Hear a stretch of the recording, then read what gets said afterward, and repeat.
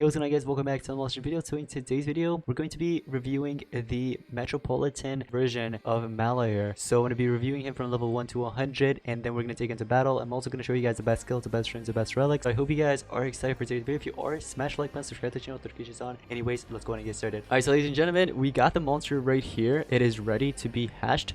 Let me just go ahead and sell this because I don't need it. But anyways, we got Malairion here, and this monster, it looks like we have 2 rune slots open. And I heard that this monster is an attacker, so I hope I'm right about that. But anyways, let's see the animation. What do you have? So you go up. Oh, it's kind of basic, honestly. Okay, interesting. So we got the Metropolitan version of Malairion. So you guys know there is one already, but it's like a legendary form, but they made a mythic form anyway. Hardened at rank 0 for traits, and then you have immune to blind at rank 1. That comes in handy in some cases, but in most cases you don't really need that. And then lastly, Statuscaster self immunity, so that gives you immunity to stun and mega stun, and it will run out in a few turns. So it is not a trait there, it is a Statuscaster, and it's not to all your allies, it's just himself. I've got to say, trait-wise, I don't really like it. I feel like the traits are bad. Hardened, in the other hand, is a little good. Okay, it's slightly good, but these two right here, you don't really need these. I feel like it would have been better if he maybe got like a 50% damage boost Statuscaster, since I heard he's an attacker. So if I'm right about that, that would have been nice. Rather than that self-stun immunity. But he's actually not that bad to use against Dream, because you have immune to blind and also self-stun immunity, so you can actually counter some of his skills. But anyways, the ultimate's called Electra's Threat. It removes positive status effects from all enemies, deals very heavy magic damage to all enemies, applies curse and bleed. So you're applying 2 torture, and you're also dealing very heavy magic damage, and on top of that, remember, you're removing positive status effect. That's a really good ultimate. Anyways, let's go ahead and take a look at the strength.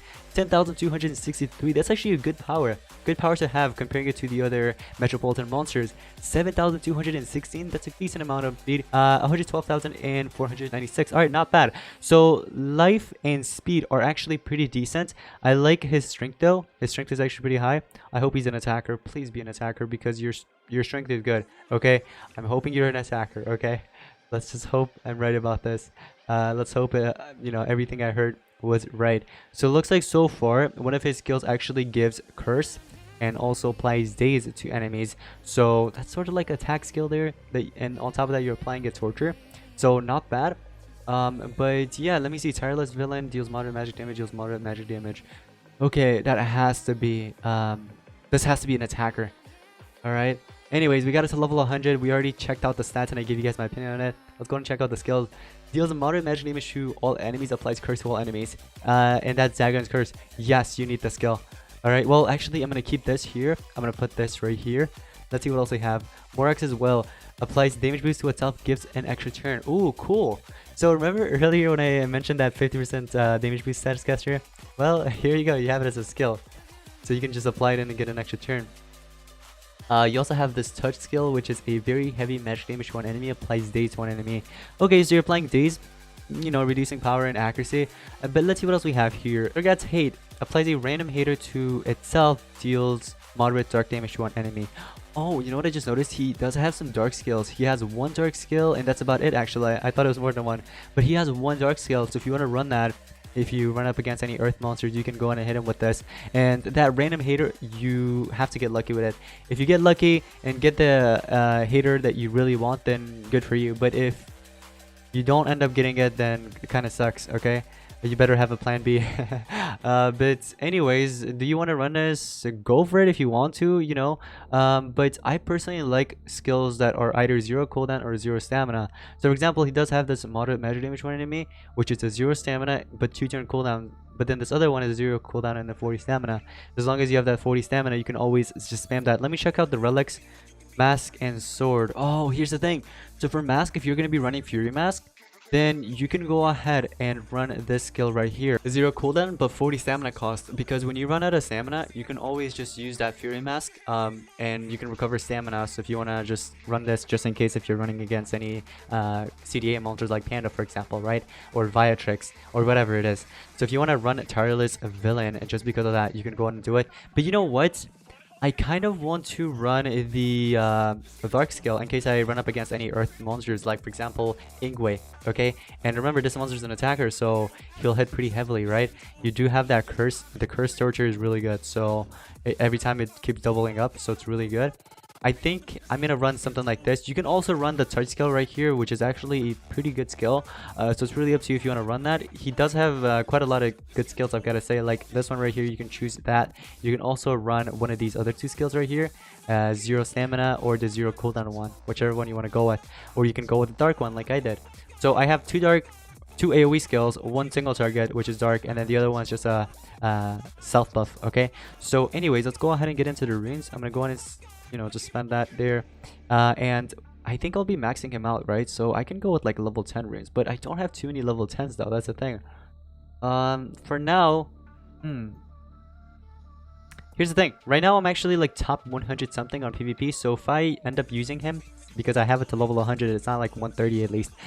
So if I take it to PvP, I'm gonna get destroyed with this monster because everybody I'm gonna be facing is just gonna be level 150s, rank 5s and stuff. So I can't take him to PvP. Let's take it to adventure map, but I'm gonna give in some runes, like for example, let me say, let's give in like 2 strength level 3s, because later on I will be taking it off and giving in better runes. But right now, I still haven't decided whether or not I'll be ranking this monster up. I'll just have to see if I like him or not. Anyways, guys, with the runes, I recommend giving in 2 strength and 1 speed, or you could go with 2 speed and 1 strength. Another option would be to go with like triple strength. So if you want to go with triple strength, you can, but the monster will be a lot slower. So yeah, just letting you know. But anyways, now that we covered all those up, and I am not running that one skill that I mentioned, I'm running the Surgod's Hate. I'm going to be running, let's see, what mask shall we run? So you have a many to choose from. You have Baltzar's mask, which is actually a great mask to run since this monster is an attacker. You can go with that, and also a sword that will buff up your power as well. So 2 things that will be buffing up your power. You can be very, very powerful here. So you Baltzar's mask, basically when the turn starts, the warrior strength is increased by that many points, and it's 2 uses, right? So you can go something like that. So if you want to go with Baltzar's mask, you can. You can do Jazzy's mask as well. You can also do Watt's mask if you want to go with that. So with Watt's mask, if you don't have this monster to rank 3, you will have both of the perks, right? But if you get it to rank 3, once you get it to rank 3, that stunned, you don't really need that anymore. It's just the frozen and possessed that's gonna help you out, and then the perk 2, where you heal, if that makes sense. So Watt's mask is there as well that you can go with. A very popular one is Eeltron's mask. So if you want to go with Eeltron's mask as well, Fury's mask is also available, and lastly Talon's mask. So if you want to go with those, you can. 2 of the masks that I don't have is Dream's mask and Raja's mask. So if you want to go with those 2, you can go on and give them. I'm personally gonna go with Baltzar's mask because remember, it's an attacker and I want to buff up his power as much as I can. And then here for the swords, right? There are many to choose from actually. For the swords, you can go with Wingsuit sword. You can also do, for example, laser beam sword if you have that. Go ahead and give it. Cane sword also works out. Okay, that also works out. And then there's also Lord Nemesis sword, but Lord Nemesis, you're only going to be getting one of the perks, which is the top one. The bottom one, not so much, because remember, you're not applying any nightmares or anything like that, unless you have one of your allies on the team that can actually apply nightmares, and then after you hit him, basically you can deal that extra 9,000 points of special damage to the target. So if you want to go with that, you just gotta have a play. I'm gonna go with this laser beam sword.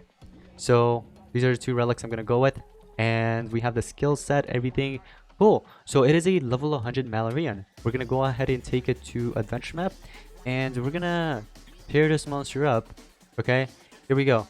I'm going to pair it up with some goodies. Let's go with magic. We're gonna filter it.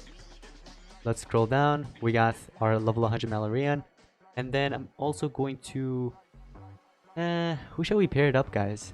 Who shall we pair it up with? I want to pair it up with someone. You know what? We don't even need any mythics. Let me just go with like team speed holders, okay? So like literally team speed holders. That's all I need to go with. For example, Mojo Drag, I could go with that. I could even do Chuckle. Okay, so let me get rid of Limworm and go with Chuckle. So yeah, we have our attacker here, we have our tank, and then we have our supporter. This works. And then also, if you have the beast building prepared, you can actually buff up your power even more. Okay, with that pet, the fire pet. Anyways, so we have about 17,000 strength, with the two level 3 strength trains. Huge thanks to the laser beam sword for helping us out there. But let me go on and charge up. Let me see. I think it's gonna buff up even more. There we go. Now that we got the turn, look, Bolster's Mask kicked in and laser beam sword. Now we have 24,000 strength. Okay, 24,000 strength. That is a lot. Now the reason why it's so weak to these other two monsters is because they're both magic element. That's why. Or else this would be very, very powerful. Now, for example, take a look at this monster. Look how powerful it is. It's literally taking him down instantly. We're gonna use a 35% AoE. Oh, alright, so we applied Curse. We also dealt quite a lot of damage with Laser Beam Sword. Kicking in. And we're gonna take you down. And then let's go ahead and finish him off with one of Malairion's skill. Oh, I want to do something else, but I'm gonna do it next turn. Okay, next battle. We're gonna do it next battle. I'm gonna use another skill right here, for example, the dark one. See, I got Light Hater. See, that's why I told you guys. You have to get really lucky because it just gives you a random hater. You know what I mean? Like Light Hater, we didn't even need that for that battle. None of those monsters were light elements, right? So we didn't really need that. But if let's say they were, then cool, we got lucky, you know. And it would have been nice.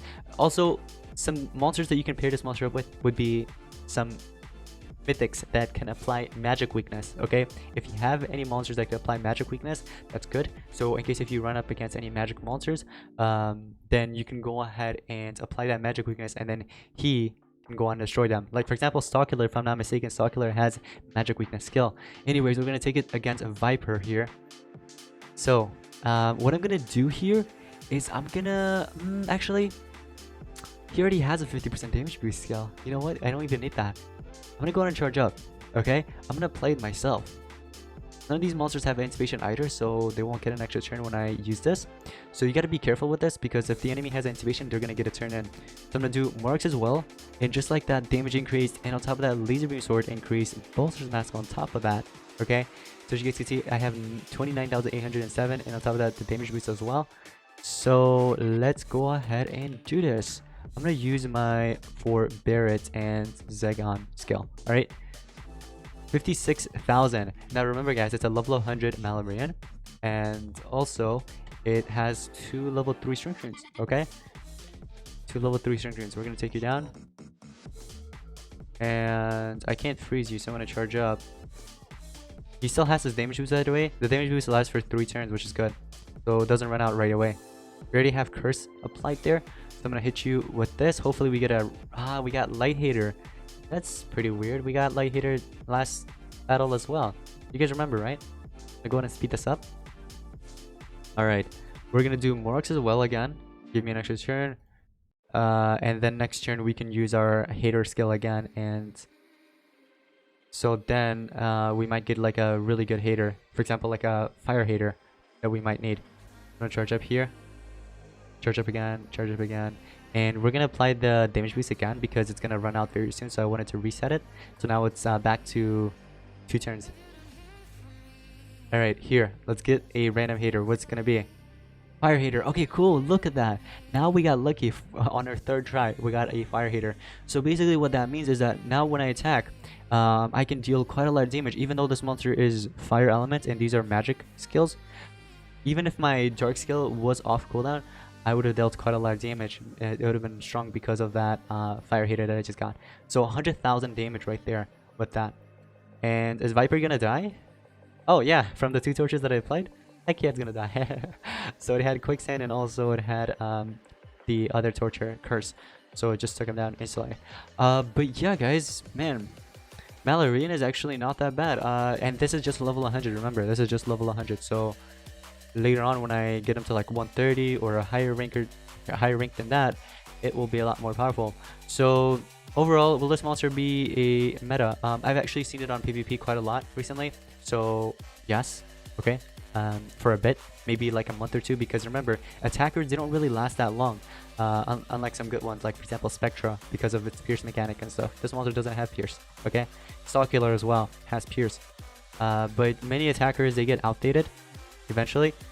But yeah, Malairion, you can go and use Malairion for like a few months, maybe like 2 months max, I guess, because remember, they're gonna keep releasing more Metropolitan attackers with better stats, like better strength and stuff, so this monster will get outdated, but you can still use it, you know, from time to time, depending on what you're going up against, of course. But on PvP, yeah, you're gonna see newer attackers and it will get outdated. So if you want to rune this monster up just for like a month or two, go for it, and then we'll see how it goes from there on. Hopefully the meta doesn't change, but if it does, then you know when to take it off, you know, the runes, and equip it on your new monster. But anyways, guys, good monster in my opinion. Rank it up, of course, you can get it up to rank 3, but should you spend, you know, your nebulas on it? Not nebula, is it called nebula? Yeah, it's called nebula. Should you spend your nebula? Well, that's up to you, okay? Because remember, they're gonna bring out new metropolitan attackers, so in my opinion, I don't think you should really spend your nebulas. Here's the thing, what you can do is purchase these, okay? If you want to purchase like the emerald chest, which contains it sells there, and also the Malairion chest there as well, the sapphire chest, both of these contain cells, and you can go ahead and break them up that way. But other than that, don't spend nebulas, okay? But anyways, guys, thank you all so much for watching. I'll see you guys next one. Peace out.